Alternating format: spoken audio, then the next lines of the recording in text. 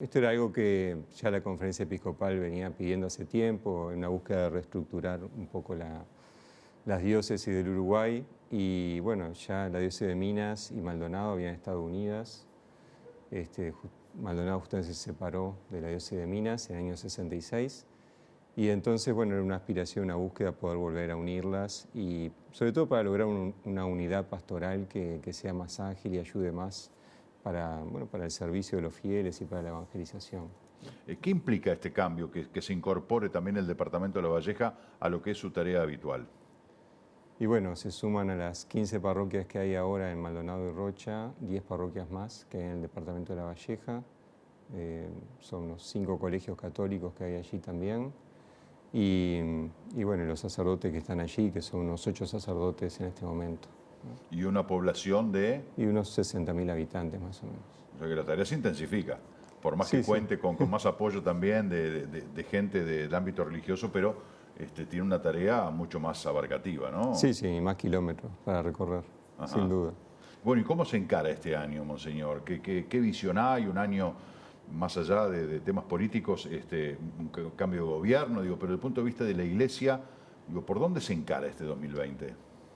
Bueno, para nosotros es un año especial porque tenemos este año en octubre el Congreso Eucarístico Nacional, donde estamos convocados desde todo el país a encontrarnos en Montevideo para una gran celebración, recordando lo que fue el Congreso Eucarístico del año 2000 por el jubileo. A 20 años de ese Congreso tenemos Y bueno, y para nosotros concretamente aquí implica toda una reestructura ahora de la pastoral, de cómo vamos a ir encarando y llevando desde la catequesis hasta las obras sociales de la iglesia. También hay muchas obras sociales allí en La Valleja que están funcionando y muy bien. Y bueno, mirarlo con esa perspectiva de cómo ir sirviendo mejor.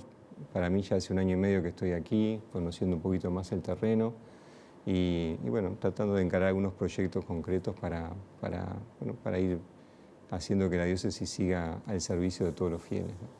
Este año además es muy particular porque Uruguay va a tener su primera santa, ¿no? Con la canonización de la Madre Francisca Rubato, y eso tiene una trascendencia desde el punto de vista conceptual, religioso, pero también como país, ¿no?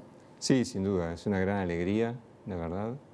No está la fecha exacta todavía de la canonización, que va a ser el Papa Francisco, pero pensamos que será en el mes de octubre, noviembre aproximadamente. Y bueno, el Papa Juan Pablo II cuando la beatificó dijo que era la primera beata uruguaya y ahora va a ser la primera santa uruguaya, ¿no? Como bien decía. ¿Y eso qué significa para la Iglesia? Porque de repente, para ponerlo en contexto, decimos, bueno, Uruguay va a tener una santa, como hay tantos santos, Uruguay tendrá su primera santa. ¿Y qué implica eso? ¿Nos confiere qué? Creo que implica sobre todo lo que ha sido la vida de Madre Rubato aquí en Uruguay, ¿verdad? Sirviendo a los más necesitados, en una actitud siempre de disponibilidad, de ayuda, de llevar junto con el Evangelio el pan de cada día. Ella reunía a los chicos pobres en la periferia de Montevideo, les daba una merienda, los acompañaba, también una labor grande en el hospital militar, en el hospital italiano, y en otros hospitales que han estado presentes sus hermanas. Desde aquí se fundó en Brasil, se fundó en Argentina la congregación de las hermanas capuchinas. O sea, yo creo que la vida misma de ella, que es una vida muy luminosa, nos inspira y nos mueve a nosotros también, creo, a recorrer esos caminos de la solidaridad y de ir creciendo todos en humanidad, ¿verdad? Reconocer en el otro un hermano y reconocer en el otro, especialmente para los cristianos, el rostro de Jesús a quien queremos servir concretamente, ¿no? ¿Por qué se decide la canonización? ¿Por qué se convierte en santa? Digo, pensando en de repente mucha gente que capaz que no llegamos a entender el fondo de la situación para tener una información más acabada. Claro, los santos para la Iglesia son modelos de seguimiento de Jesús y en este caso cuando hay un modelo de vida que generalmente al momento de fallecer, digamos, ya tiene una fama de estar muy unido a Dios, de haber tenido una vida muy llena del Evangelio. Entonces, bueno, la Iglesia empieza este proceso que ha sido un proceso largo, ¿verdad? Aquí de muchísimos años, podemos hablar de décadas, donde se estudia la vida de la persona, cómo ha vivido sobre todo la fe, la esperanza, la caridad, el servicio a los demás.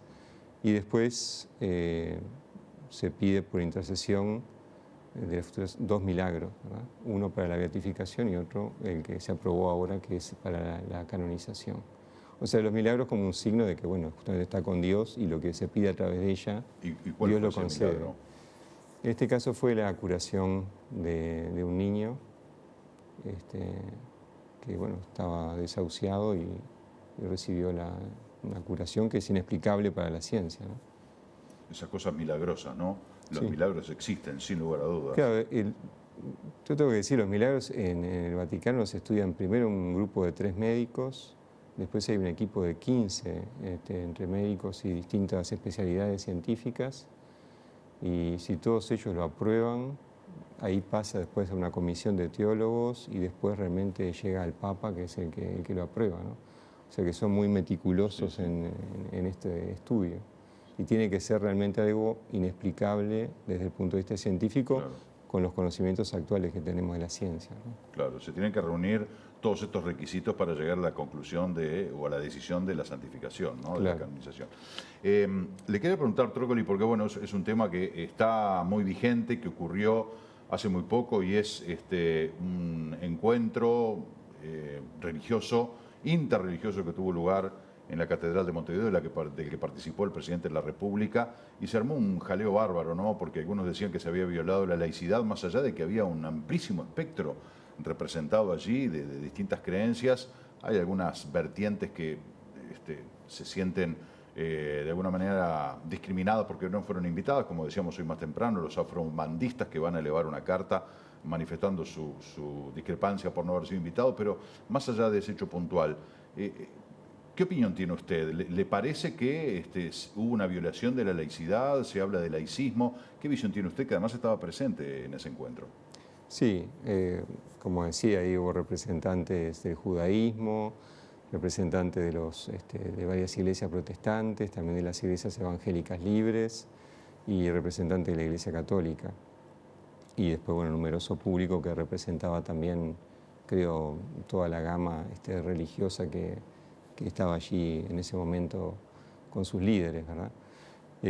Yo la verdad que creo que una violación a la laicidad no ha sido, en cuanto que lo religioso me parece es parte de la vida humana y no podemos quitarlo o soslayarlo, ¿verdad? Tampoco es que el presidente haya hecho una profesión de fe allí. Digo, el presidente solamente estuvo, se hizo un acto de unas palabras de cada uno de los representantes religiosos, una oración en común, se rezó el Padre Nuestro, pero me parece que no es embanderarse, digamos, con una religión, que es lo que no se quiere, digamos, para respetar la laicidad. O sea, que el Estado en sí no asume como Estado una religión, pero que el presidente pueda tener esa amplitud de participar, digamos. Yo creo que si le invitan a los afrobandistas, no sé, pienso que podrá ir, participar, estar, no sé. Creo que esa libertad la tiene que tener.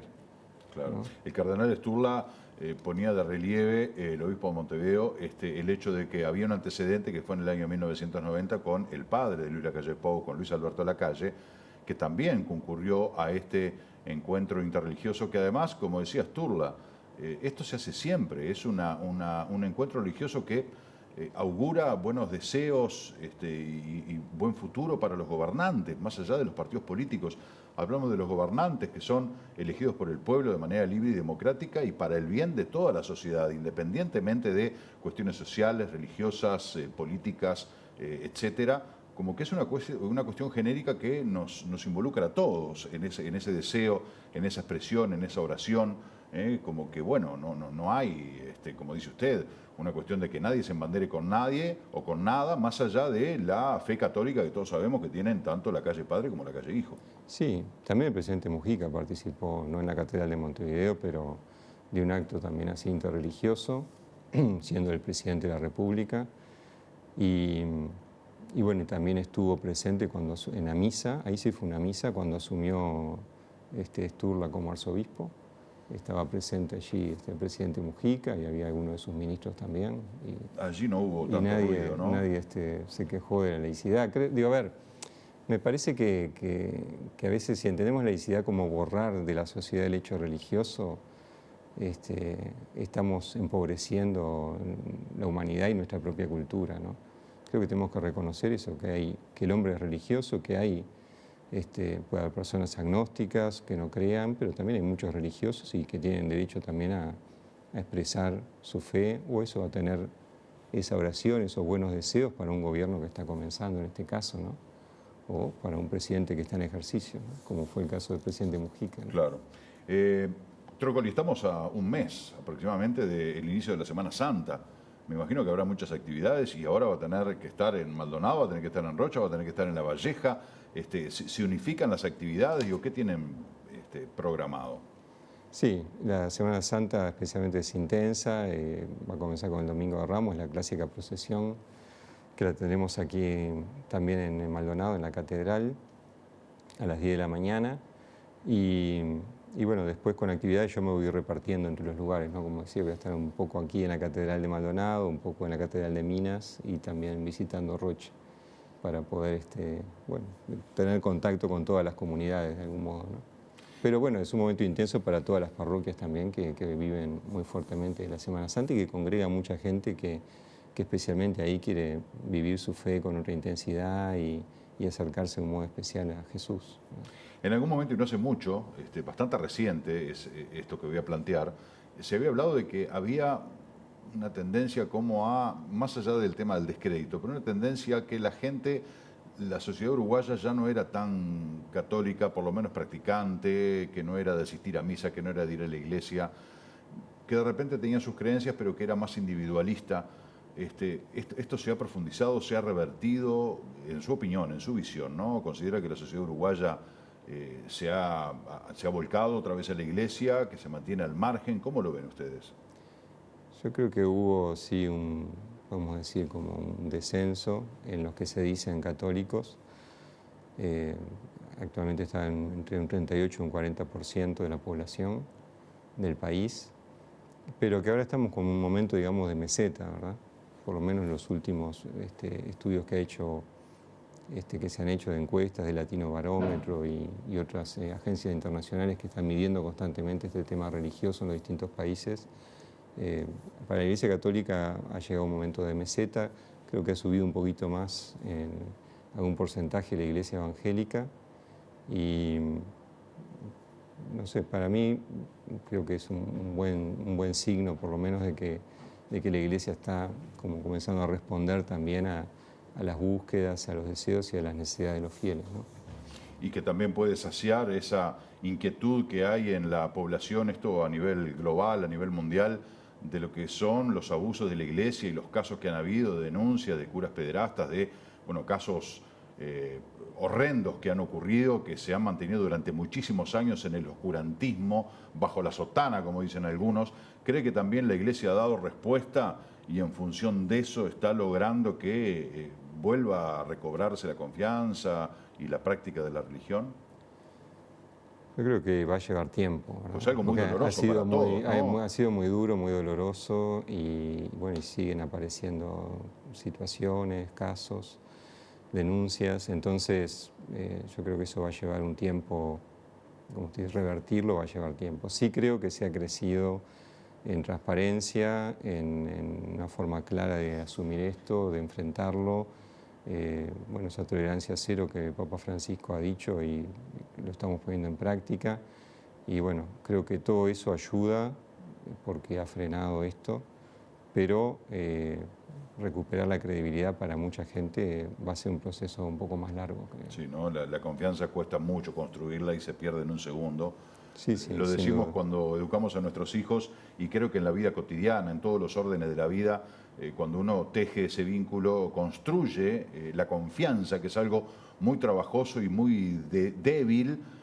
Una vez que uno genera la confianza en otra persona, es fuerte, es sólido el sentimiento, pero es tan débil que en cualquier acto fallido, esa construcción se derrumba como castillo de naipes, ¿no? Entonces es algo... Sí, por eso yo creo que a nosotros los sacerdotes eso nos ha ayudado a crecer, creo, bueno, tenemos una demanda mayor de coherencia, de transparencia y de fidelidad, ¿no?